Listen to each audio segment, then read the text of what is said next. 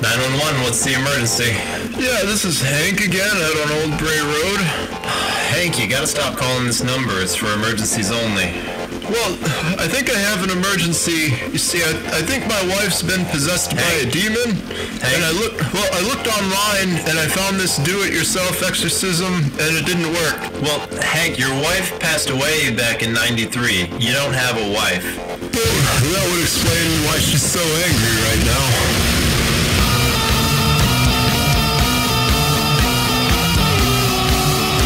Listening to You Had Me at Bigfoot with your hosts, Tom. What are we doing for real this time? And Dustin. You can. Remember, you can always contact the show via Twitter at You Had Me Podcast, on Facebook, You Had Me Podcast, or by email, contact at youhadmeatbigfoot.com. Now your hosts, Tom and Dustin.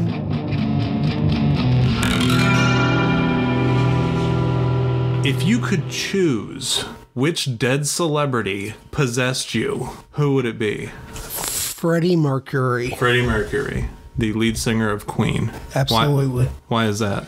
Well, I mean, then when I had the alien fingers inserted, it wouldn't be that big of a deal.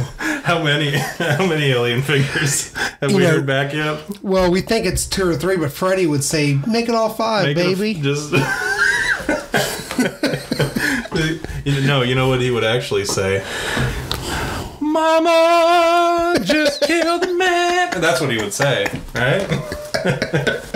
All right, welcome to You Had Me at Bigfoot. Today's Halloween special, we will be covering an interesting topic, one that is near and dear to my heart. One that I think a lot of people gather your kids around, as a matter of fact. This is going to be a family-friendly episode.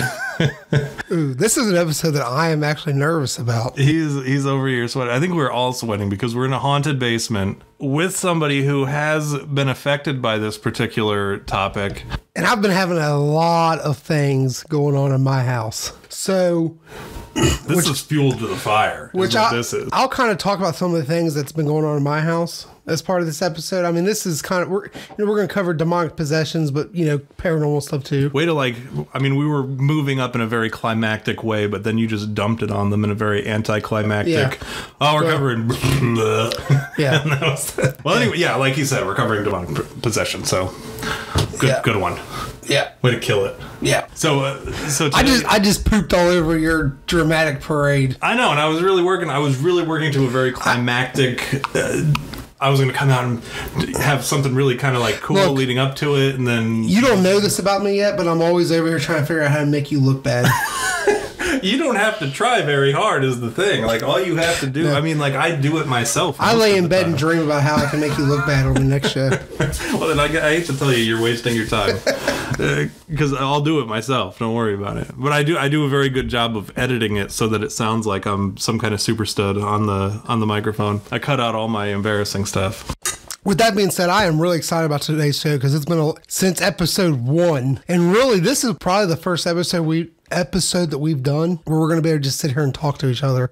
We've done so many interviews, and then our first episode was about the alien races, and we kind of were going so by the book, breaking things down. So this is going to be fun. Yeah, we were definitely kind of tied to that particular website when we were trying to read that first alien one. I hate to, when I tell people about the show, I hate to tell them about it because I'm like, oh man, they're going to go to that first episode. And that first episode was so... I'm not even a fan of the first episode. Like, if I were to tell myself, hey, go check out You Had Me at Bigfoot, and then they're like, if I were to listen to that first episode, I'd be like, no, this is not for me. Yeah. So I really want... I almost feel like re-recording it, but that would be dirty. I would feel filthy trying to redo that episode. Maybe on our 100th episode, we'll redo the alien races. Yeah, so that people will actually be interested in it. Maybe. Maybe. So, and the really cool thing about this episode is we're going to have some testimonial from one of the hosts. Yeah. Spoiler alert, it's me. And then we're also going to have some testimonial about some activity from another host. Spoiler alert, that might be me. And then we also have a very fun bit called the Do-It-Yourself Exorcism, where we're going to teach you how to do an exorcism. or we're going to conjure some stuff. Yeah, well, hopefully the former, because I really don't want to... We're definitely in a position. I don't know why. Dustin came to the studio earlier and he drew a pentagram on the floor with sacrificial virgin blood. So yeah. I think he has the wrong idea about how to perform an exorcism. The question is, where did I find the virgin blood? It was my dog's. I promise. It was, well... That's probably why it smells like parvo down here. Speaking of ladies, are you looking for a guy who's into Bigfoot and ghosts? Contact You Had Me at Bigfoot. Contact Dustin. Contact at youhadmeatbigfoot.com. You have to say it with like some...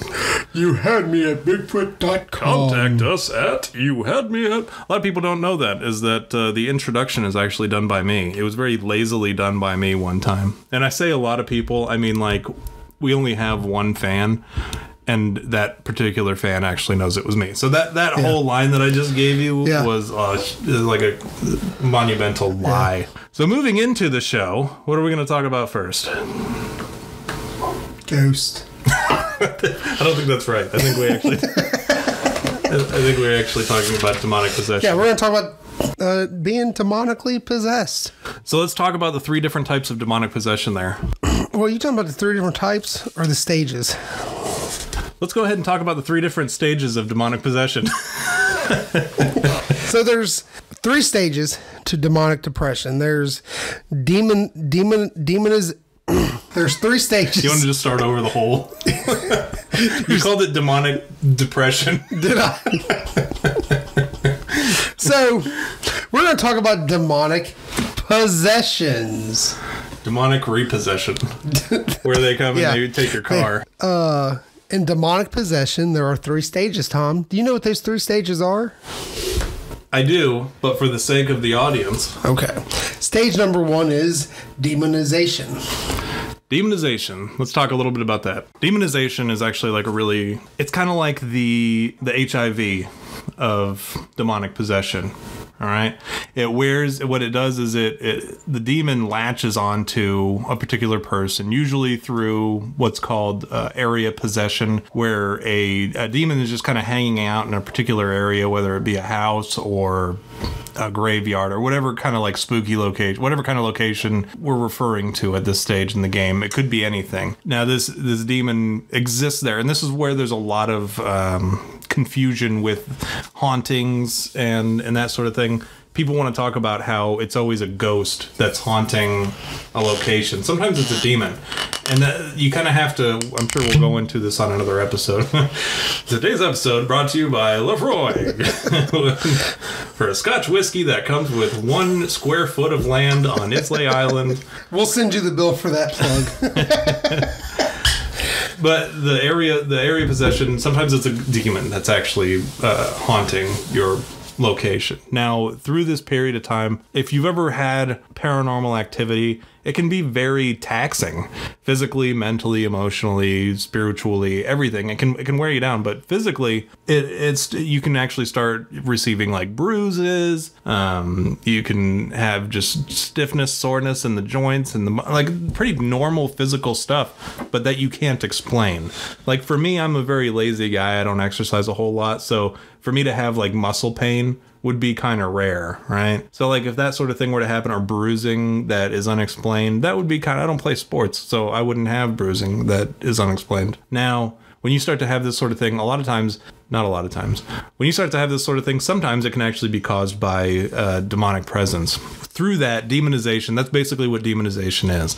It's wearing you down physically, emotionally, mentally, spiritually through their mere existence in the same location. So if you're waking up throughout the night, you know, obviously you're going to be a little bit more tired. If you're physically beaten down, it's going to be a whole lot easier for the demon to jump into the next stage of the demonic possession. And also, at this stage is when it's easiest to have this demon cast out of you. correct? Well, yeah. Well, before it even gets into you, of course, it's a lot easier to get them out. Like doing a blessing on a house and stuff like that. When you can have a priest come in, it's a whole lot easier to get rid of a demon before he latches on. He or it. I guess they're they're gender neutral. It's easier to get rid of them before they latch onto something. If they're just kind of hanging out, kind of like the common cold is a whole lot easier to prevent. Or I'm sorry, the flu is a whole lot easier to prevent by just cleaning up after yourself or wiping off doorknobs and stuff with a Lysol wipe than it is once you have it inside of you. All right. Does that pretty much sum that up? That sums it up. And then stage 2 is your personal possessions. And these are where the person, the individual possessed starts having less control and the demon starts having more control, correct? Essentially, yeah, that's correct. Essentially what it is the demon has possessed that person. A lot of times they target somebody during an area of possession and during the demonization process, and whoever is the weakest link, essentially, whoever gives away the quickest, is who they will inhabit, and that's where it becomes a personal possession, where they will actually infiltrate that person from time to time. They'll take over, they'll be there, they'll be attached to that person, they'll be inside that person, whatever. They will technically be possessing that person, but they will only control them some of the time. And the rest of the time they'll allow that person to be that particular person as they wish, and there will be periods of lost time for that particular person when the demon has taken control. And it's a lot easier. You can still get them out at that point pretty easily, but it's already kind of latched on. At this point, it's going to take an exorcism. Is that correct? It says in there. Yes. At this point, it's going to take an exorcism to get it out, but it's a whole lot easier than it would be in a full-blown case of demonic possession. That person will still be aware of their surroundings. They'll still be able to function normally, but there will be periods of lost time, and there will be periods in which the demon has taken full control of that person to do their bidding, whatever that may be.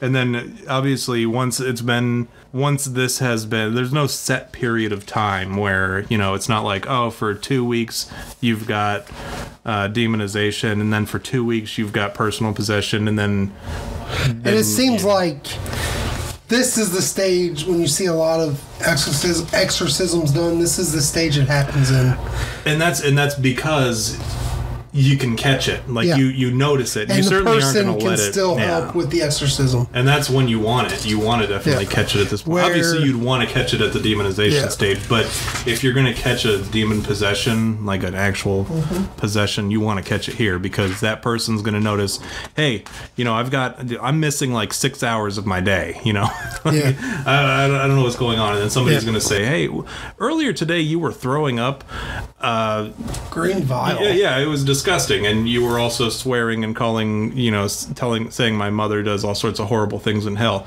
You were saying these things, and then you went back to playing Xbox. Like there's a period of time where it's noticeable that something's wrong, but at the same time it's not too late. So people tend to notice when their friends' heads start spinning around on a swivel on their neck.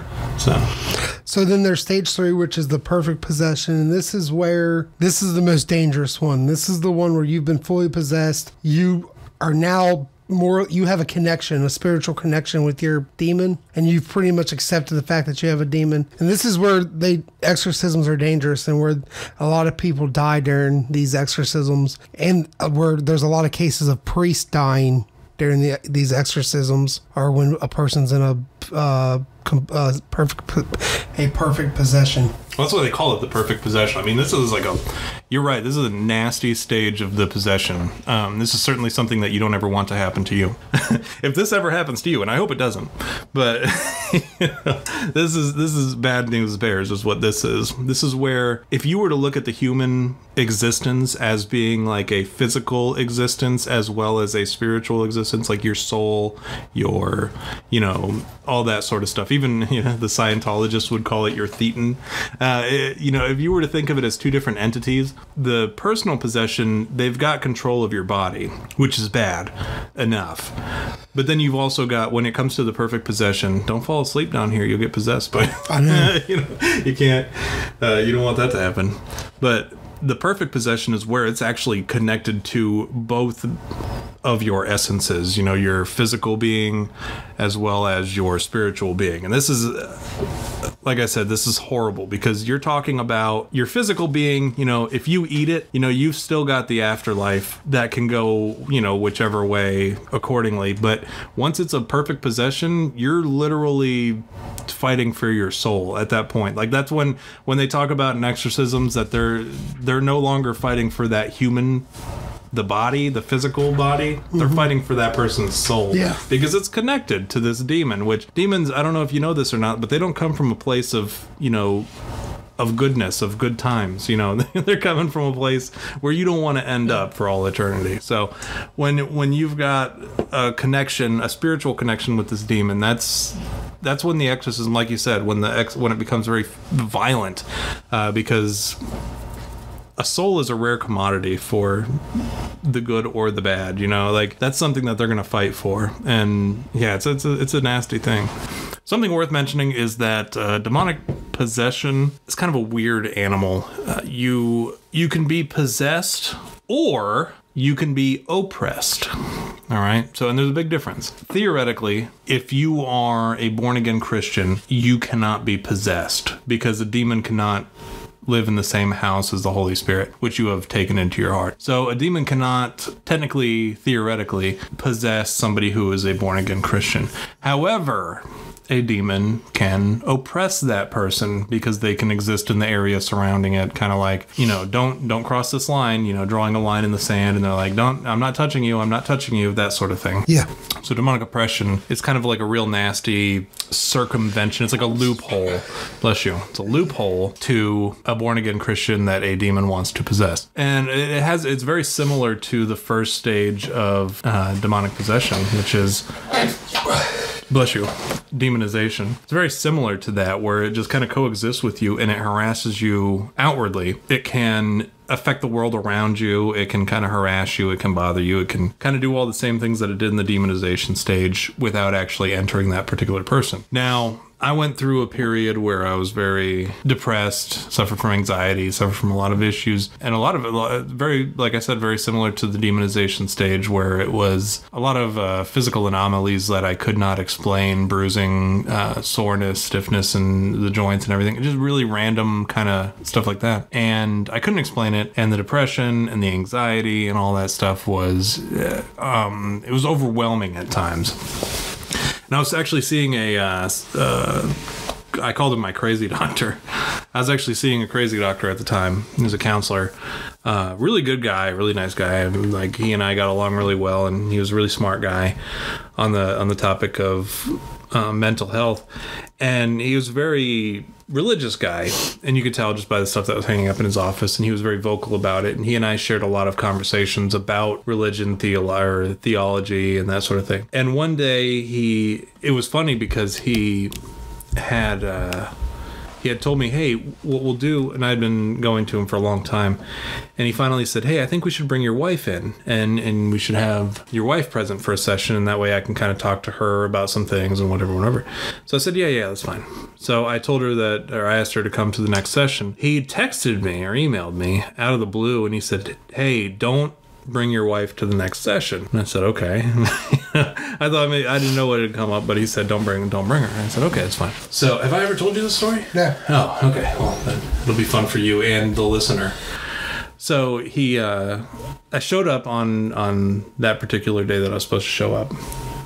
And he said, I know we've talked a little bit about religion. He's like, where do you stand with, your faith? And I said, well, I'm a born again Christian, so on and so forth. And he said, okay, cool. Have you ever, he said, I talked to a buddy of mine who's also a counselor, psychologist or whatever. He said, I told him about your case. And he said, has your client ever dabbled in the occult? And so he, of course, asked me, he's like, have you ever dabbled in the occult? And I said, well, I said I was a ghost hunter for, the better part of a decade. And, it was obviously there's a lot of occult stuff that comes with that, ghosts, demons, whatever, all sorts of stuff. Going to a lot of locations where there, witchcraft was practiced or demonic, or demon worshiping, Satan worshiping, stuff like that had occurred. So he said, well, that certainly qualifies as a cult. So he explained to me the whole demonic oppression versus possession. And at that point, he said it mirrors a lot of the things that happen with demonic possession happen with oppression. So like kind of like how I just compared demonization to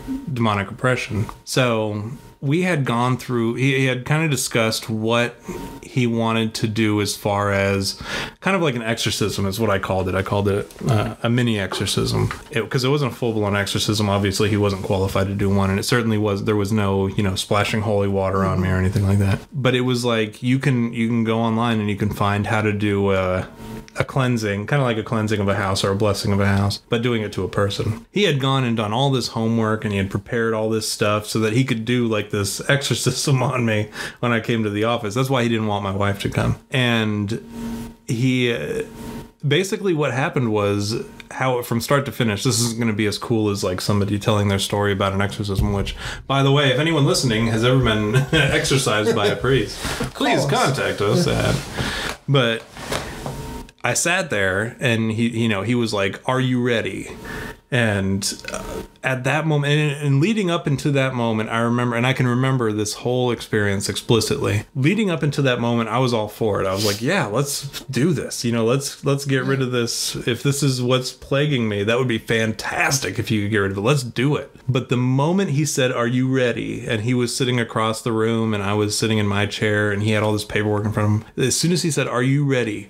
like everything inside of me was like, "No, run. You can leave. Just walk away. Tell him no. Walk away. You never have to. Don't answer your phone." Like it was like everything inside of me was fighting. Like, do not stay there. And I was so uncomfortable in my chair. It was just the most like miserable experience of my life. Like I did not want to be there.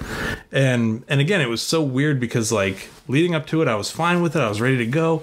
I really liked the guy. He was a good dude. Like nothing about him struck me as like, no, you don't want to be around this guy. But like at that moment, I was like, no, I got to get out of here. But I was able to muster up the energy or whatever was going, to say, yeah, let's go. Let's do it before I walk away. And so we started this whole thing. And really, it was like a really like normal, totally natural type of thing once it got going, where he was just like, we're gonna say a prayer. We said a prayer, and then we went into it where he had me like repeat after him, I, Thomas Miller, rebuke the devil, and so on and so forth, and all this. And like it was difficult to do it, but it seemed natural, if that makes sense. Like it was hard. Imagine if you were like when you're having a dream or a nightmare and you're trying to talk in your nightmare, but you can't. It was like that, but in real life. And it was like, it seemed like a totally normal thing, but it was just really hard to do. And I know it's hard to explain, but at the very end of it, he was like, it just kind of like ended where he was like, and I will never, ghost hunt again or whatever. I will never, it was very vague. I'm trying to remember how he worded it, but it was like, and I will never mess with the occult ever again. And I repeated after him. And as soon as it was over, like, I remember like back on old TVs, like, and I guess you can do it now too, like where you had the color, the contrast and stuff like that really low. So like the color it's not quite there. But then once you turn the knob or turn it up, you can see like all the vibrant colors on the TV screen. You know what I'm talking about? Mm-hmm. It was like that. Like it went from being very like pale and just what I was seeing. Went from being like very pale and dismal to like I could see color again. And I saw on his face, because I was looking at him and he was looking at me, and I could see on his face, he made this face like, what? Like he was just as surprised as I was. And when he was like, do you feel any different? And I was like, yeah. I was like, it's weird because I feel like lighter. I feel like I'm seeing all these colors that I couldn't see before. And not that I couldn't see them, but like I'm seeing them in a tone that I couldn't see them before. Mm-hmm. And And he was just like, no, that's weird. Because he's like, right when we were done, he's like, all this color rushed back into your skin. He's like, and your eyes, like they had this glazed over look. It was gone. And he was just like, you look like a weight has been lifted. And I was like, well, that's wild, because like I totally feel like a weight has been lifted. That's crazy. But yeah, I mean, it was like, once that was done and over with, I felt a lot better. Like I really did. I felt like physically I felt the change. Mentally I felt the change. And it was just, I mean, that's like my testimony as far as like, there's something out there, whether or not, and a lot of people will dispute it. They'll be like, nah, well, it could be anything, you know, and that's fine, you know, and that's, people are entitled to that belief or whatever, and it could have been any number of things. It could have just been a psychological thing or a psychosomatic type of thing. But I mean, like, it was, if it was really a demonic oppression, which I tend to believe that it was, like that sort of thing, it's wild how that kind of thing works. And I don't know, but that was my experience with demonic oppression, and why I truly believe that there is such a thing as angels and demons. And you know, coming from, you know, that's my testimony as far as it. Take it or leave it. It worked for me. And he told me after that, he said, hey, you got to be careful with dabbling with the occult, because there is a passage in the New Testament about how when a demon leaves, it'll scour the earth and it'll look through the deserts and it'll goof off and do whatever it's doing. And then it'll eventually come back when it can't find a new home, and it will look for that same home that it was in before. And if it finds that that home is available for him again, not only is it that one demon, but he's going to go find 7 nastier demons to come and help him out. So that's why when I say that I don't really want to ghost hunt ever again, that's why. So now you know, if you are the one person who is listening to this show, why in previous episodes I have said that I have retired from the ghost hunting profession and have no intention of going back to ghost hunting or any kind of occult practices. That is why, because I don't want to deal with 8 really nasty demons, 1 familiar, 7 unfamiliar who are nastier, ever again. We're getting a call right now from Ryan Villalobos, our new producer. V, what's going on? Hey, what's up, bro Chichos? How you guys doing? It's good to hear from you out there and wherever. Where are you guys anyways? Somewhere. Deep never space. Never mind that. Yeah, good, great. Listen, I'm enjoying working with you guys, and I'm looking forward to all this hullabaloo that we're gonna, take care of. And the stuff that you guys have me do, it's it's an honor. It's an honor to be working with you. And anyways, never mind all that. I went over this proposal you guys gave me. This what is it? Exorcism? Do it yourself exorcism? Yeah. And Tom, can you next time you do a proposal, can you not fill it out in crayon? Jesus. And it's the legal team. They're up my butt on this one.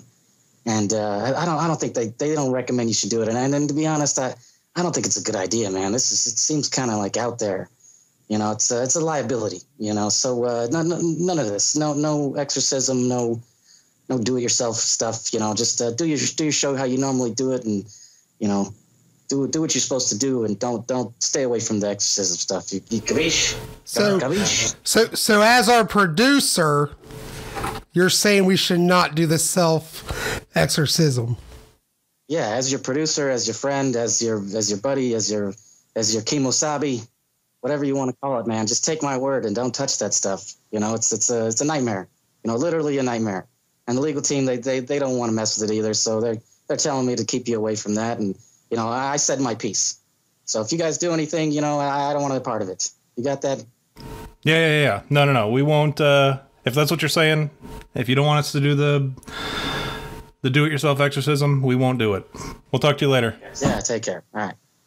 Awesome. I fucking hate that guy, dude. Yeah. He's been our producer for 20 minutes, and I already hate him. I know, because no one has messed with our... You know what they say, when the adults are away, the kids will play. Well, I think it's when the cat's away, the mice will play. I think it's how the quote goes. So are we going to do this exorcism or not? I mean, the guy's in LA, so I don't think we have much to worry about. Us. No, he's not going to stop us. Yeah, so moving on to our next segment, the do-it-yourself exorcism.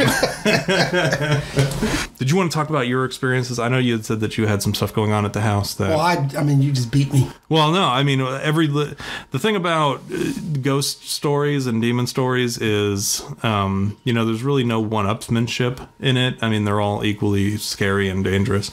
So, just based off some of my experiences, what really got me into the paranormal is years, I'll go back a few years and then we'll fast forward to what I'm experiencing now. Me and my wife, we just got married. I was in the Army. A deployment was coming up. Instead of buying our own house, after we got married, we just lived with her mother and father in their basement, and that way my wife could stay there while I was deployed. I come home from work one day. Nobody's in the house. Everybody's gone at work. I get in the shower, and I'm in the shower. There's a knock on the door, and I was just like, yeah. And this woman that to me sounded like my mother-in-law said, "Dustin, is that you?" And I said, "Yeah, I'll be out in a minute." And I'm thinking to myself, it's really weird that she's like, come on, who else is in the shower? You know what I'm saying? So I get out of the shower, dry off. I go out there. All the lights are off. No one's home, right? No one's there. I call my mother-in-law, like, were you just at the house? She's like, nope, I'm still at work. And I'm like, huh, okay. She's like, why? What's up? I'm like, I'll talk to you when you get home. So she gets home and I start telling her, my wife, my father-in-law, my mother-in-law what happened. And they're just like, oh. And my mother-in-law said, well, people said that me and my mother sounded alike as far as our voices go. So like, I generally think, because that happened to me. Like I had a conversation with somebody and nobody was home. Now fast forward, do you have a question? No, I was going to say, not only did you have to deal with your mother-in-law, you had to deal with your grandmother. Now let's fast forward, okay? And if you're haunting my house, Ma, I never met you, but I love you because I do feel like there's a connection. So, plus you've seen him naked, so yeah, you've seen me naked. So, she wasn't impressed. Clearly, no, clearly she was not impressed. She's like, she's going to my wife's dreams, like, sweetheart, you can do so much better. So, fast forward, I have a son. And speaking of seeing me naked, I have a son, and we're feeding him one day. This was probably this incident in my new house where me and my wife live now. This probably happened about a year ago. My son's eating, and he's like, "Daddy, there's ghosts up there." And I'm like, "Where?" And he points towards our stairs going up steps. Well, the day before, I was getting ready for work and I thought that I had saw someone standing in our closet. And I actually did like a double take. I said something to my wife about it and she was like, I don't really think about it, but like that happened to me. Like seriously, that happened to me yesterday. I thought I saw someone standing there and I had actually double take on it. Well, my son's saying, there's ghosts upstairs. And I'm like, man, no ghosts up. I'm like, show Daddy where they're at. So I get him down. He goes, walks to the steps and points up the steps. I'm like, well, hold my hand. I'm going to walk you up there. You show me where the ghosts are at and I'll tell him to go away. We walk up the steps. He points down the hallway into our room, into mine and my wife's room. I'm like, all right, you go walk in there with Daddy and show me where the ghosts are at. He walks me into our room, stands in front of my closet and points into the closet. Now I'm getting chills right now because well, don't look behind you. Yeah, I know. But and that was weird. And then also with my son, we took him to the graveyard. He doesn't know what a graveyard is, right? He doesn't even know who we're there really to see. And we were there to see my wife's grandma and grandpa, and we're leaving. He stays in the, he'll stay in the car sometimes. Sometimes I get out and just run around, but he's too young to understand what a graveyard is or what it's all about. And we're driving, and he's just like in the back seat, just carrying on. And we're like, "What are you doing?" He's like, "I'm talking to him. Like he's funny. I'm talking to him. Like who are you talking to?" He's like, "The guy." I'm like, "Who is it?" And he's like, "Well, he just went back up top, right?" And points up like to the sky. And we're like, and we like literally just pulled out of the cemetery. Like that was so coincidentally weird. Okay, now fast forward last week. So this is new. This is the one you haven't heard about yet. last week, my wife was upstairs, or maybe this was 2 weeks ago. My wife's upstairs, I'm downstairs with my son, and I hear a woman yell for me. And I'm like, yeah, I yell at her, like, did you just yell for me? And she's like, no. I'm like, did you not just hear that woman yell? And she's like, no. I'm like, I did. Nothing else thought about it, right? Like maybe it was just somebody outside. A couple of days later, I'm walking up the steps from the basement. I was like doing laundry, and I heard a woman's voice. And as I'm coming up the steps, I see a full body go towards my steps and up the steps to go upstairs. My son was up there taking a nap. I actually went up there to make sure there's nobody in the house because I saw a figure go up my steps, okay? And I heard a woman's voice again last night, yesterday. This show is doing wonders for the paranormal activity in your house. Yesterday, I'm in the shower. You'll never guess what happened. Just like that. I'm like, yeah? I thought it was my wife messing with me. No answer. I get out. I'm like, get out. Go downstairs. I'm like, hey, did you just come to... I was like, did you... No, let me interrupt your story real quick because nobody got to see what you just pantomimed just now. Like, he did like a toweling off, but it was like the laziest... Well, that's how I dry off. But you just wipe your nipples and that's it? Yeah. Okay. I go with one finger on each one, and that's my drying off. On each nipple for like 3 seconds, and then walks out of the bathroom. Yeah. Okay. So I'm dry now. I put on my banana hammock Speedo. I went downstairs and I'm like, did you just knock on the bathroom door? She's like, no. Like, you know, because she doesn't believe in this stuff, but she knows I'm like experiencing all this crap. You know what I'm saying? And she's like, no. I'm like, oh, Jesus Christ, man. Because like someone just knocked on the bathroom door, like, you know, like you would knock to want to get somebody's attention. Like, you know, it was just like that. Like, and I'm like, yeah, like I thought it was my wife.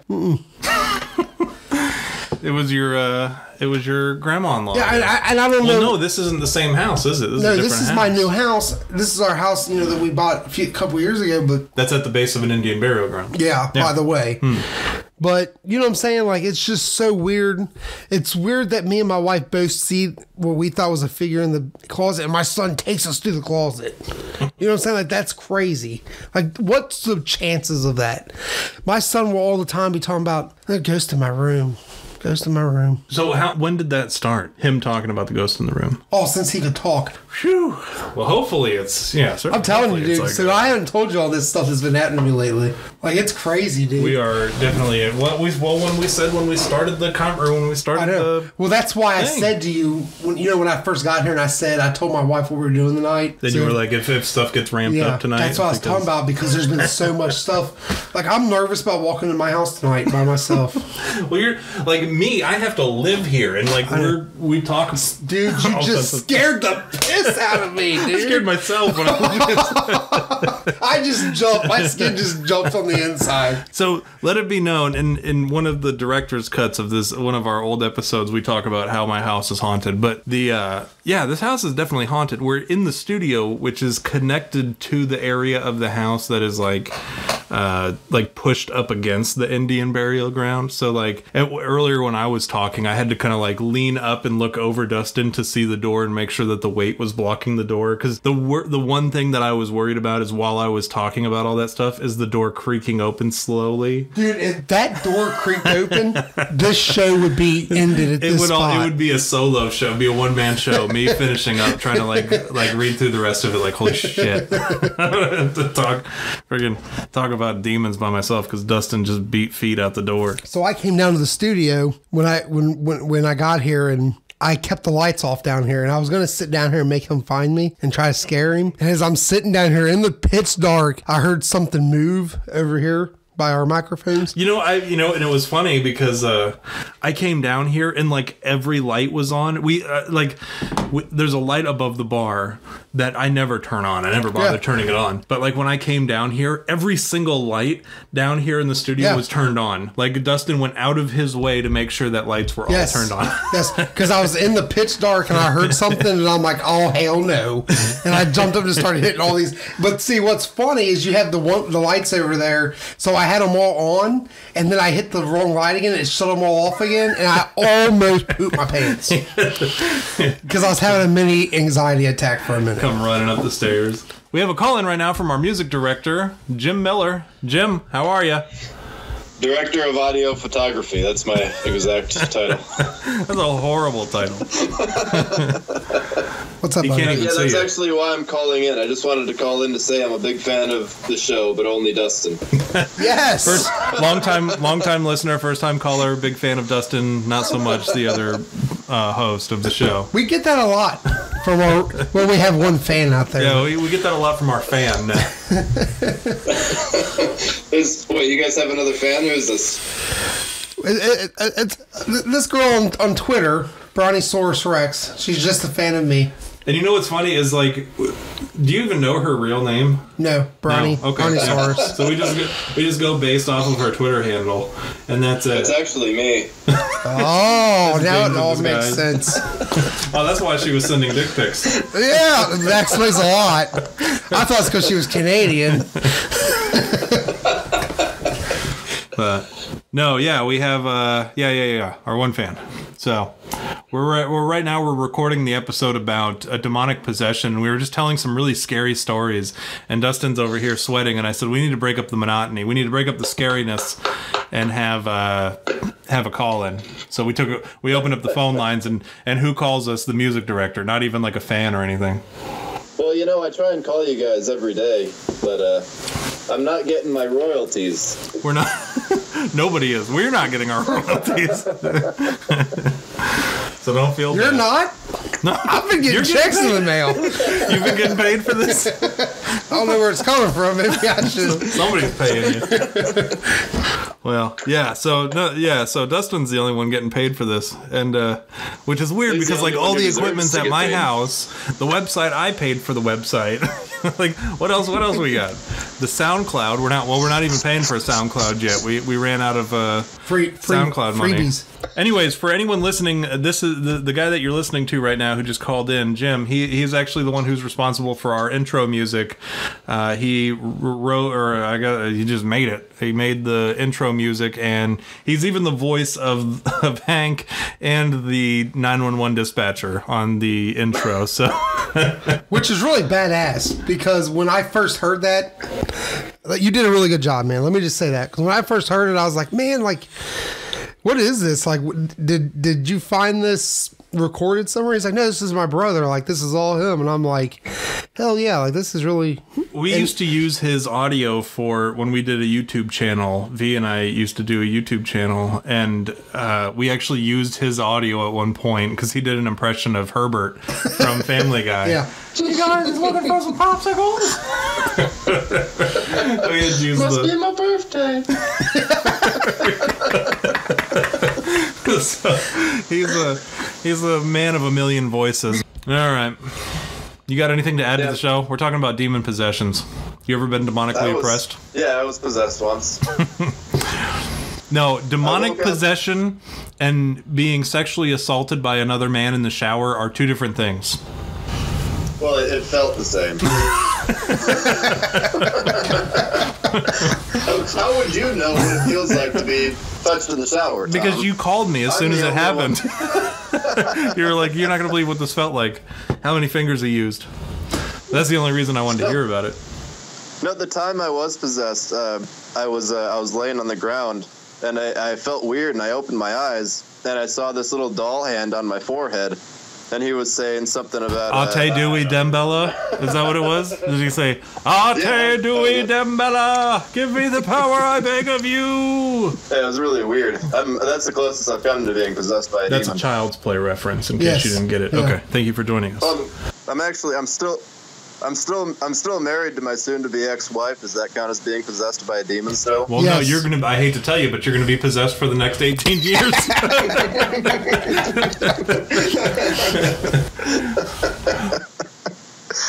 But all right, man. You got anything else interesting to add, or are you just looking to join us on the show? Hang on, I wrote you guys a song for the show. Oh, all right. Good news. Another one. All right, you ready? I actually just wrote it here in 5 seconds. Well, no, Ben 5 ready. seconds from now, I wrote it. You ready? Yeah, I'm ready. Ben ready.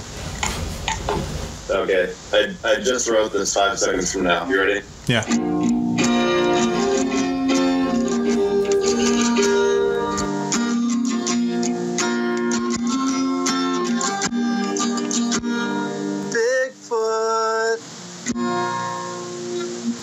Hell yeah. That's a cut. Yeah. That's going in the show. For real. Let me do a real one. This is it. This is the same song. Have you ever been touched in the butt by an alien? Wonder how many fingers use. The only one who has experience in this field is Thomas, but it wasn't an alien. It was Dustin. No, it wasn't Dustin. It was not Dustin. Dustin has never probed me. All right. That you know of. We've never been asleep in the same. So we've never been asleep in the same location. I've never been that drunk during an episode of You Had Me at Bigfoot. That was a good song. You need to record that like professionally, and that can be our exit track. I like it. That's awesome. I like it. It's going in the show. Who just joined? Yes. Yeah, it's me. Yeah. Hey, you. So anyways, you're on with the music director as well as me and Dustin, and we're about to do this do-it-yourself exorcism. That the producer and the legal team I told told you guys not to do this. Surprise! No, we just did, what we did so far was we did the call-in with you. We did the call-in with James. James happened to be liking stuff on Facebook, so I'm like, oh, he's probably by his computer. So we brought him in, had him do a call-in. He actually sang a song for us for the show. Hey, go on and sing that song again. Yeah, can you do that song again for V? Yeah, hang on. Let me rewrite it. Yeah, go ahead. I don't remember the words. I do. Does it start out once? There was this key. Remember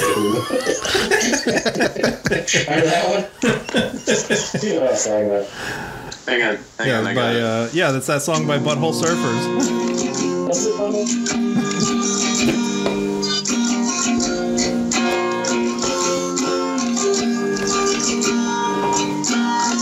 Have you ever been touched in the butt by an alien? Thomas has, but it wasn't an alien. That's so much different than the first one, and I love it even more. Have you ever been touched in the You know bed? what my favorite part about that song is? The end goes, It was my little ode to Coldplay. Oh my yeah, that's the god. best parts of the song is the damn scats, you know? Like,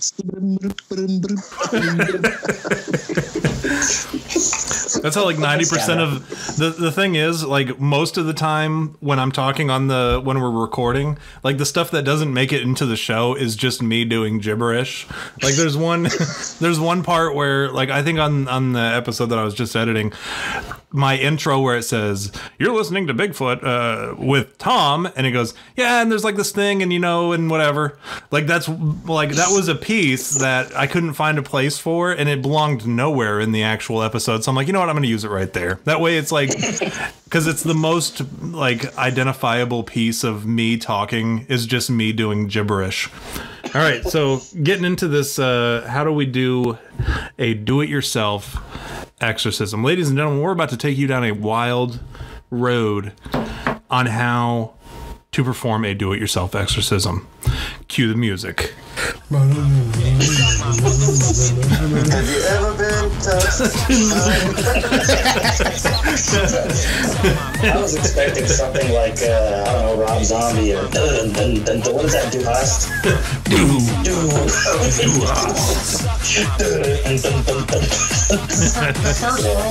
That theme's just playing in my head all the time anyway, so it's my go-to for That means you're possessed by a demon, I think. What do we need to know about doing your own exorcism? What's the sort of stuff that we need to bring with us to a exorcism?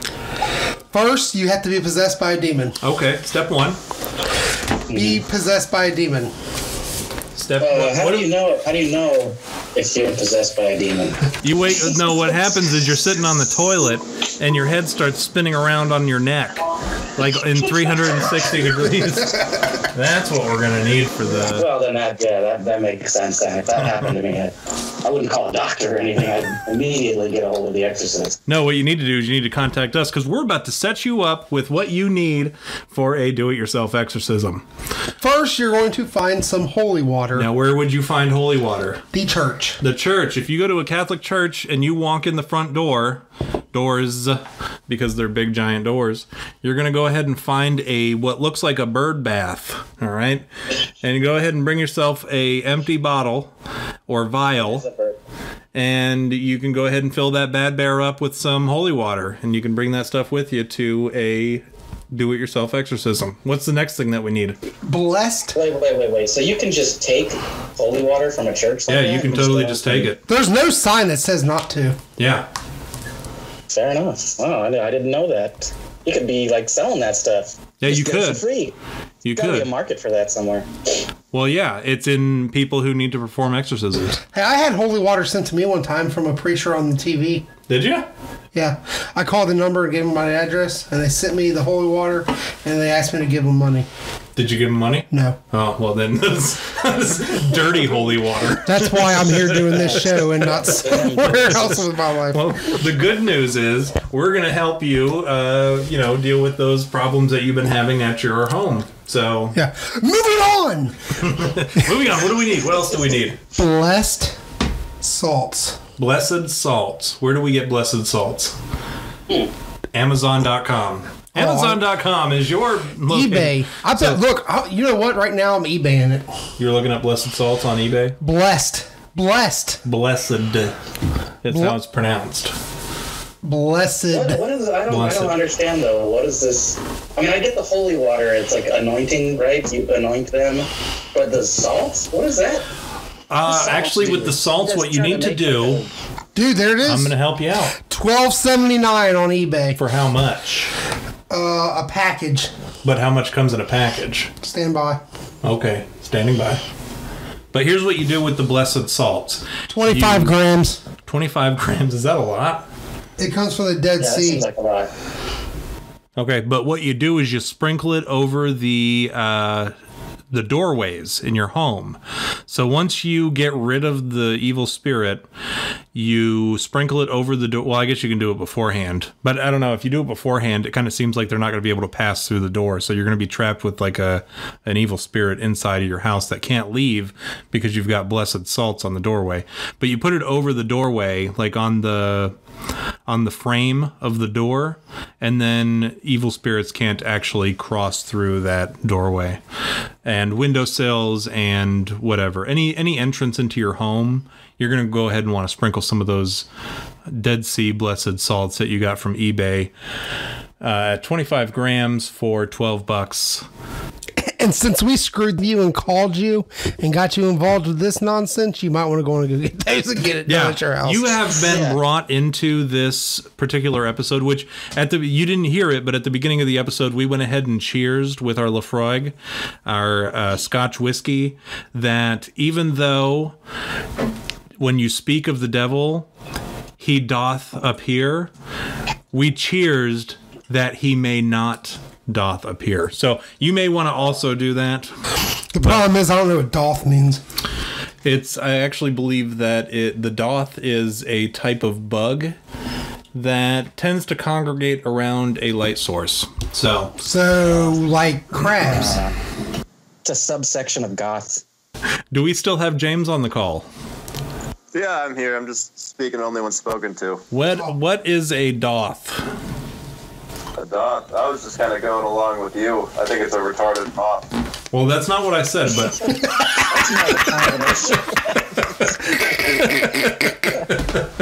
I'll go with you. It's okay, well, that's fine. We'll go with that. Moth. On to the next thing. What else do we need for a do-it-yourself exorcism? Anointment oils. So you got the holy water, you got the blessed salts. You're gonna make a vodka martini, a holy vodka martini. No, margarita. Margarita. We're going to make what's called the exorcism. Oh, there we go. We're going to make our own drink. It's going to be called the exorcism, and it's going to be a margarita with blessed salts and holy water. We're on to something. I think we got to figure it out. Mexicans will love that, man. If I ask for blessing salt around my margarita the next time they ask if I want salt or sugar, what do you think they'd say? They're going to have to bring in a priest. I mean, Yeah, they're gonna have to bring the priest. the customer's always right. So They'll just like cross around your margarita, do the hand cross thing, and then you have to feel the sanctity. Enumina Filii et Filiat Sancte. Yes. So what else do we need for this thing? What else do we need to perform an exorcism? Anointment oils. Anointment oils. What are we doing with the anointment oils? So you are cooking. You're cooking. That sounds like a recipe. Oh, we're spare cooking the shit out of some stuff over here. Some chicken. You don't know, but John Podesta's here right now.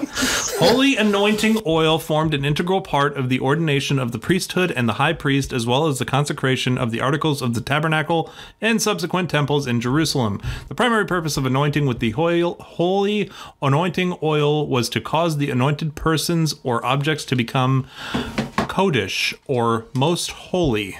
So I would assume you rub that bad bear onto whoever you're exercising. So next, what else do we need?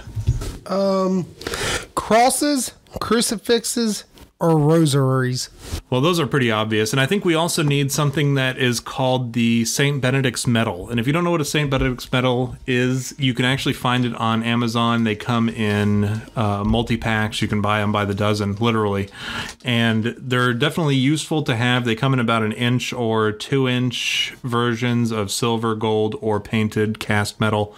And they're actually really cool. They are useful in as much as Saint Benedict is actually he was actually the patron saint of getting poisoned by somebody one time, I think, right? No, that can't be right. Sounds legit. That can't be right. So why do we have he's the eggs for breakfast guy. He had to be. What's the eggs Benedict? You know what I'm talking about. No, he was the guy who actually went through in 1775, he went through New England and he warned everyone of the British coming. Paul Revere? Oh, that's right. That's Didn't the he guy. sign his name really big on the Declaration, too? That would be Jim Carrey that you're thinking of. Oh, yeah. Okay. That Jenna Jameson. No, I was trying to do our bit that we do where we have the wrong guy all the time. Every time, yeah. No, you're thinking of John Hancock. you are no. I'll tell you who you're thinking of. You're thinking of Papa John, the guy who Papa John! Yeah. Engelbert Humperdinck. Dude, how badass would it be if that guy just signed the... I'm tired, man. Dustin has walked away. He is no longer at the microphone. I don't know where he went. He's disappeared. Oh, man. I quit this show. He quit, apparently. So what is the next order for this cocktail of holy items? So He's coming back and he's yelling. That's it. If you're a Wiccan, you're going to make a pentagram and point it upwards. So basically a that's a good question. You don't have to be Catholic to exorcise a demon? You don't have to be... Remember how, like, before we started doing this, you were so vehemently against us doing this do-it-yourself exorcism, and here you are, like, really now into helping. it. You're helping us. Yeah. Well, I'm intrigued.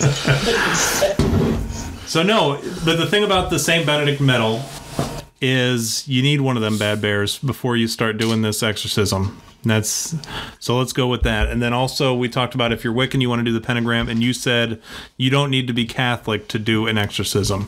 I think the thing is, and let me say this now, it's not, they're pretty clear about in these instructions that if you are not an ordained priest and who is trained to do an exorcism, you probably shouldn't do it. But at the same time, if you're a Wiccan, yeah, just go ahead and draw yourself a reverse pentagram or an upside down pentagram, which, now that I'm thinking about it, where are we drawing this pentagram as a Wiccan? What does it say? I already drew one on the floor over there. No, I know, but which is it? An upside down pentagram or a right side up pentagram? Right side up. How do you know if it's on the floor? Upward. But it's on the floor, so it just I'm depends on sure where it you're doesn't standing. really explain, but I'm sure the Wiccans know, man. Yeah, if you're a Wiccan, draw an upside down pentagram, and No. good luck to you. Upward, man. Upward. Yes, upside down. You're going to get Moving the Wiccans all jacked up, and they're going to get possessed by Pentagram is just a demons. star, right? Yeah, it's a star with a circle around it. But my question is... Oh, like a transmutation circle. Yes. It's like an alchemy thing, right? Yeah. That's the thing. So if you are a Wiccan, draw a right side up pentagram. Right? Yeah, upward. Okay, well, what else do we need to know? That's it, man. That's it. That's exorcisms to the fullest. So that's it. You're good to go. But then you got to say these little things. But now we have to actually step into the actual exorcism itself. So before we move on, let's go ahead and talk about the presence, okay? So that's the first step of an exorcism, okay? And it's important to know that no two exorcisms are going to be exactly the same. So if you're the type of person who's had 2 exorcisms that you've had to perform, you're probably hanging out with the wrong people. But know this, they're never going to be the same. But what you can count on is the first step is going to be in which the exorcist and his assistants become aware of an alien feeling or an entity. So we're aware at this stage in the game of the do-it-yourself exorcism that there is an alien feeling or entity. So we know that there's a demon. Fingers. What do we do? Besides clench. Get the lube. You get the holy water, the salts. You get your cocktail, your holy cocktail together, right? Yep. And then you gotta get the words out of your mouth. Yep. Eye-hole. So that's what we're going to do. Dustin's actually prepared. He's prepared with the prayers that you need to say prior to an exorcism to protect yourself, because this is a nasty business. So this is called the Circle of Light. Let's prayer. go ahead and hear the Circle of Light prayer. The light of God surrounds us. The love of God enfolds us. The power of God protects us.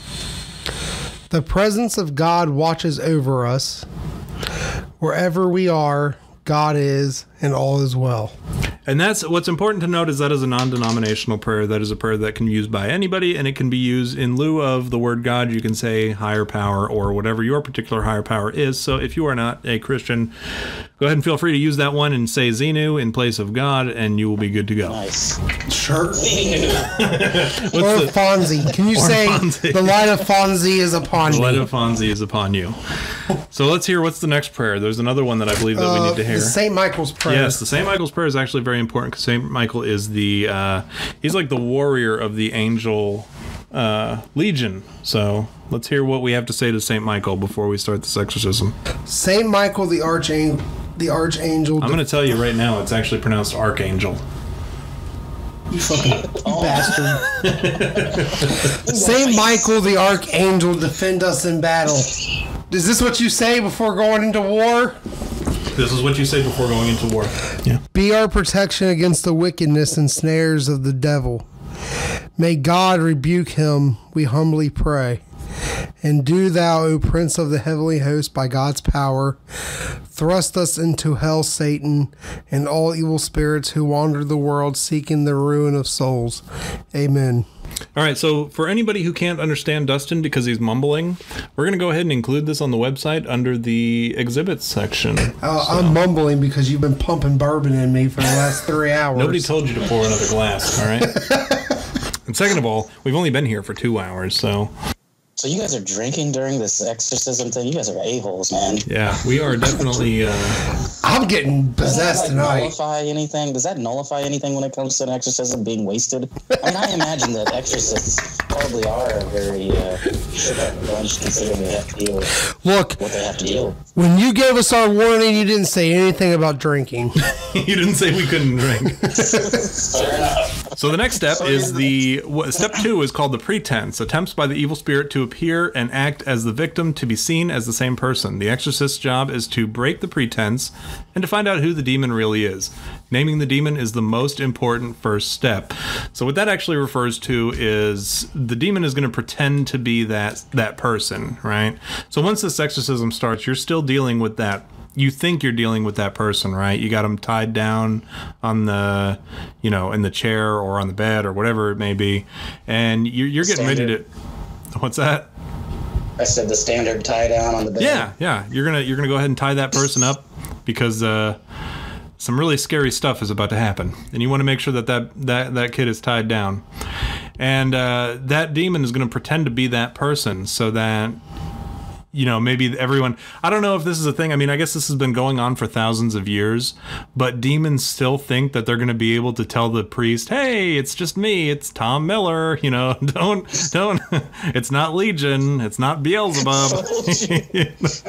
So that's what they think is going to happen. And at this point in the game, you as the exorcist you're going to need to get that name from that demon. So whether or not you're going to use classic, the power of Christ compels you, and splashing of the holy water on that demon, or on the person rather, whether or not you're going to do that, or whether or not you're going to trick them into admitting who they are, that's a pretty key step, right? Are you reading anything else from there?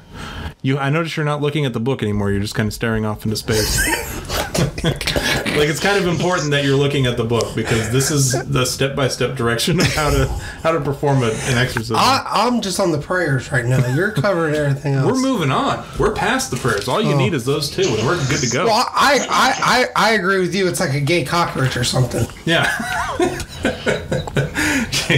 James, are you listening? Yeah, I am. I just, I'm concerned. Why are you... What could you possibly do to get a demon to tell you his name? It doesn't seem like they're just going to be like, oh yeah, I'm J Rab. Is J Rab the name of a common demon? No, that's the rapper J Rab. J Rab. Rab Duhas. Yeah, I don't think it strikes me as something that a demon wouldn't just come around and be like, oh, you got me. That's who I was all along. Salesman. You got to have a good sales pitch. James, I need a good song for a demon. James, do you have a song about a demon? What's that? Do you have a song about a demon that maybe you could sing right now? I do, actually. Let's hear it. I just wrote it. I just wrote it 10 seconds from now.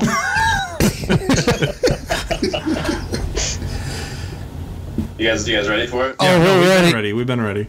Yeah. Okay. The guitar. Hang on.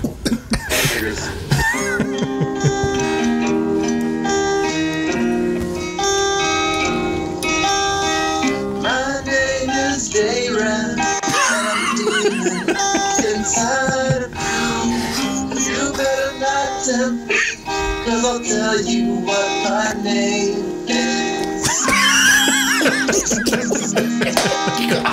Just kidding, I'm just your best friend, Dave. Yeah, see, that solidifies my point. Why is this show taking a Bob and Tom feel all of a sudden? Yeah,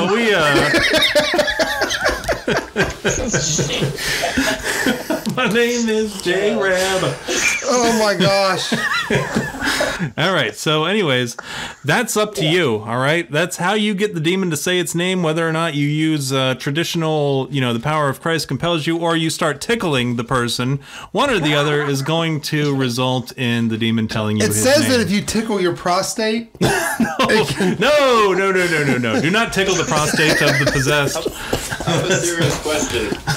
How many fingers do you use when you do that? 3, I guess. I don't know. We're still waiting to hear back If they say 3, you better make it 4. There's a guy. It's like what is that? It's like a comic book bad guy where the Superman had to say his name, get him to say his name backwards, or his name backwards. Are you talking about Bizarro? No, it's like sizzle chest. Snoop Dogg. I was about to say the same thing. He's a guy. He looks like that alien from the Flintstones. They had it in the Flintstones. Yeah. Mind Raper. Yeah. That's the one. That's the guy. That's the guy. I think it was Taserface. No, I know who you're talking about. Because they were talking about having The Rock play him in The Rock plays everybody, man. Dwayne Johnson. Like, anytime anyone tells me The Rock is going to play somebody in a movie, I'm like, okay, yeah, that makes sense. Like, I have no problem accepting that as being totally true. So moving on, the break point. Let's talk about the break point. All right. So this is the moment where the demon's pretense finally collapses. A scene of extreme panic and confusions accompanied by a crescendo of abuse, horrible sights, noises, and smells. The demon begins to speak of the possessed victim in the third person instead of as itself. So this is like when you watch in the movies when they're like, you know, Tom isn't here right now, you know, and that's where you're talking to the demon. The Rock is the one that talks in the third person. No, you know what? Well, what was the what was that thing's name? It doesn't matter what that thing's name was.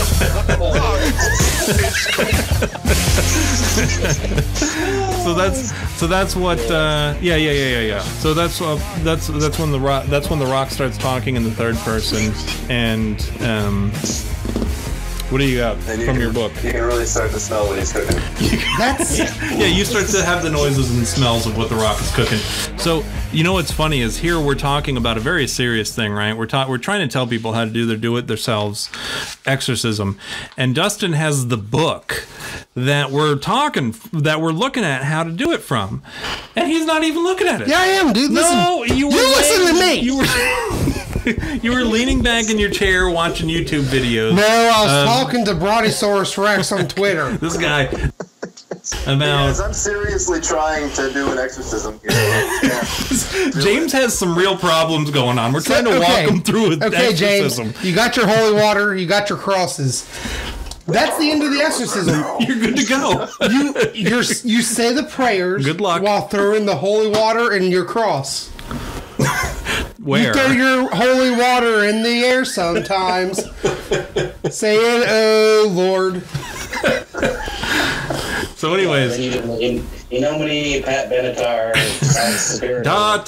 Somebody's gonna listen to this podcast. Like, you assholes! I was really possessed. So somebody looks up on Google how to perform an exorcism, and it's going to cut to us, and they're going to skip to this part of the podcast, and they're going to be like in some hot water, and they're going to have Dustin over here looking at YouTube. All I'm saying is this whole entire show took a drastic turn. So let's finish up here. What do we got? Because we were so serious, and you're not even in the right chapter, buddy. I'm on the prayer of Archangel God, I can't talk. Cut. Redo. I'm on the prayer of what is it? Archangel. But isn't it arch? It is not. Okay, Archangel. This is like that bit where I always mess up my own name. Anyways, I'm in the right place, man. So what do we do? What happens Seriously, now? that's it. You have your holy water. You have your crosses. You're spraying the holy water, the crosses, and you're saying these prayers. The circle of light prayer. Yeah. The archangel. And we now have the demon's name. We have talked to the demon. The demon is now talking through the person in its own, like, hey, it's me, your boy, J-Rab. Okay, and then you say, so then you say, talking in the third person. So you say, may God rebuke. Are you still in the prayers? Yeah, man. Well, we're not there anymore. Keep moving. And the next page. What do we got? Yeah, at this point, we got his name, right? Dude, that's it. To me okay, so anyways, it turns out we were not prepared for this particular exorcism. No, that's it. You say your prayers, And then you have to finish up with. Okay, so this is me talking. I have to tell you how to do an exorcism. I'm going to go ahead and walk you through it. At this point, the demon speaks through the possessed victim in the third person instead of itself. So you're talking to the demon at this point. This is where it gets really hairy. Once you've identified the demon, the priest, and I mean, we're talking like a lot of priests who tell their stories about exorcisms, about how they've conducted exorcisms. I mean, they'll talk at this point. The demon is now. Like if you've ever talked to a class 5 clinger, so you're dealing with this demon one-on-one. This demon is attached to you. You better finish the exorcism, because if you don't, you're in some deep trouble. Okay? So the voice is also, the next step is the voice, also a sign of the break point. The voice is inordinately disturbing and humanly distressing babble. The demon's voices may be silenced for the exorcism, or I'm sorry, the demon's voices must be silenced for the exorcism to proceed. So while you're talking to this demon, it's not going to sound a whole lot like the person that you're trying to exorcise, right? You gotta shush the demon, basically. You gotta shush him. You gotta shush him. Tell him to shush their lips, all right? Because you gotta finish this exorcism, okay? I agree with you. Let's move on. So you gotta get this demon to shush so you can finish up the exorcism. Now this is where the clash comes in. This is the stage of the exorcism. As the voice dies out, there's tremendous pressure, both spiritual and physical. The demon has collided with the will of the kingdom. The exorcist locks in battle with the demon, urges the entity to reveal more information about itself as the exorcist's holy will begins to dominate. As mentioned above, there is a direct link between the entity and place, as each spirit wants a place to be. For such spirits, habitation of a large victim, of a living victim, is preferable to hell. All right. Well, preferably a large victim, right? So it's got room to wiggle. But so a demon, so what we're hearing here is that a demon would prefer to be in a person than to be in hell, right? That's what we can all agree on that. Depending on the person. I've been inside some people that I would have rather been in hell. What was his name? Nice. So when you're trying to cast out this demon, it's going to make it very clear that it does not want to leave that person, right? Can we agree on that, Dustin? I agree with you on that. Okay. Yes, sir. What chapter are you on there? Oh, you're in the appendix. Yeah. Okay, you're not even with us anymore. No, I'm with you. I'm doing research. Okay, you're in the glossary, though. Yes. Okay. So you're going to have a hard time getting this sucker out of there, all right? And it's going to make it very difficult for you to cast that demon out. And the directions here are kind of... There's a lot missing from these directions, which is why you should probably not try to perform an exorcism unless you are classically trained and institutionally trained on how to perform an exorcism. This gives a lot of leeway for you to kind of do it your own way, okay? So if you've ever been trying to fix the plumbing in your house and you're having a hard time with the wrench, trying to get that lug nut or trying to get that nut loose, all right? And sometimes you got to do it with a shoulder. Sometimes you got to bring a couple people in to tug on it. Sometimes you got to kick at it.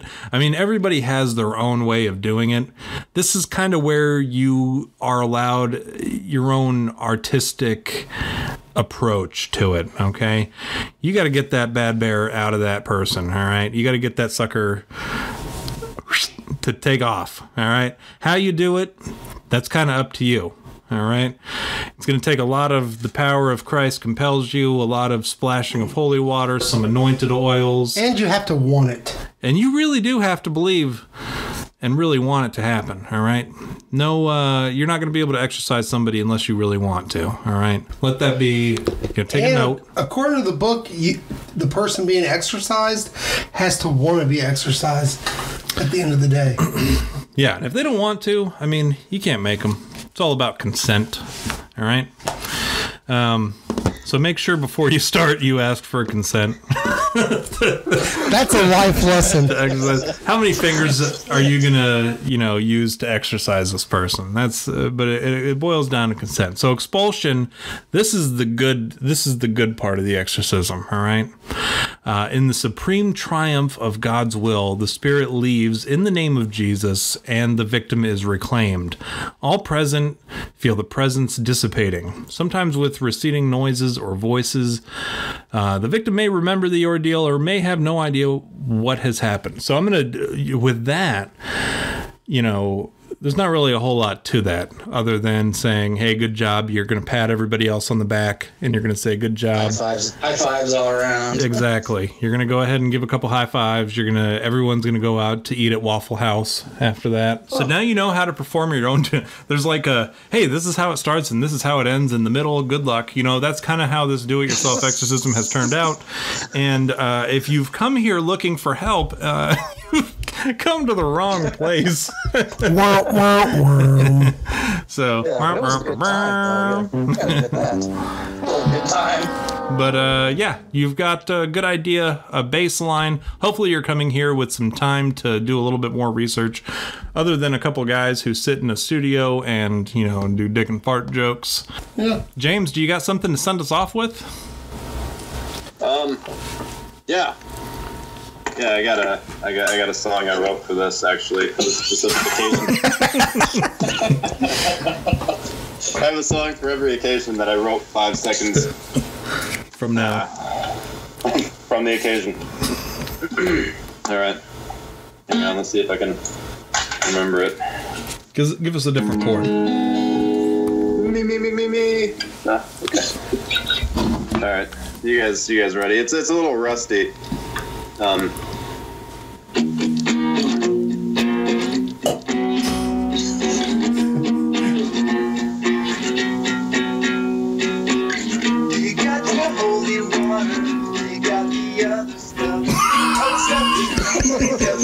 forget what that stuff was. You got everything you need for the perfect exorcism. Well, that's all we're gonna give you. We don't know how to do the exorcism. The exorcism. Yeah. It's time to kill that demon. Or maybe he's already dead. It's time to do the stuff that he just said. That was a good send-off. Thank you. Yeah, that was great. That's awesome. All right. That song was killer. You got your holy water and that other stuff.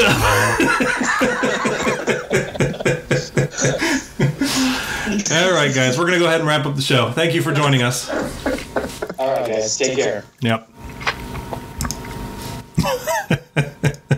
That was good. All right, so 1 to 5 Bigfoots. Well, straight up. Well, look, this show's different from other shows that we've done. Oh my gosh. Dustin with the classic diversion. So, honestly, I straight up give us 0 Bigfoots because that's a 0 Bigfoot. Yeah. Because, dude, this whole show. It was an emotional roller coaster. It started off really strong. Yeah. And sad. Yeah, I mean, we were talking about some real stuff. And then... but I think I needed that because I was really scared of going home tonight. And now I'm not so much. So this, for the first time ever on You Had Me at Bigfoot, this entire show was given a 0 Bigfoot. And the worst part is, it wasn't like something that we found online or some other interview or some other person that we've dealt with. It was us. We earned ourselves a 0 Bigfoot. That's... I mean, at least nobody can ever say that we're biased. What went right? No, obviously our personal stories, 5 Bigfoots that happened for real to us. But even, look, we made fun of the whole exorcism, self-exorcism thing because it is kind of funny. But look, seriously, if you think you have demons, probably shouldn't be trying to do your own exorcism. Probably should be getting some help. You know what's funny about if you've got your own demons? I mean, the priests, the church, the Catholic Church, is more than happy to help you. Yeah, they have people. You shouldn't have to resort to a do-it-yourself exorcism that you heard from two unpaid podcast hosts. Except for me, I get checks in the mail. He does not. Except for Dustin, who gets paid for this for whatever reason somehow. Yeah, you should definitely contact the church or a paranormal investigation group. And the thing about exorcisms is they will go through a lot of steps to make sure that you are, in fact, demon possessed before they start doing the exorcism. So you don't end up like the case of Emily Rose, the real life Emily Rose. They'll make sure that you're actually demon possessed before they start doing all that stuff. So contact the Catholic Church. Do not take our advice. Do not use our do-it-yourself exorcism in order to do your own exorcism. Or if you are, in fact, possessed by a demon and you do not feel the need to call the Catholic Church, please like us on Facebook, You Had Me Podcast. Follow us on Twitter at You Had Me Podcast. Check out our website, www.youhadmeatbigfoot.com, for our podcast news and links to reference material. And you can email us all your hate mail to contact@youhadme@bigfoot.com. Until next time, this is Dirty D and the T-Bird.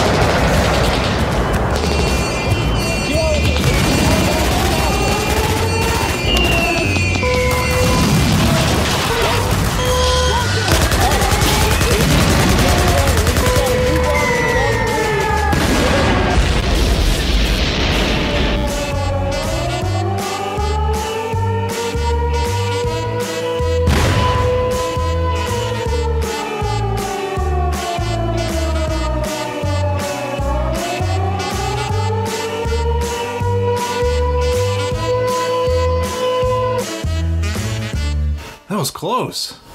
You all right? Yeah, let's get out of here.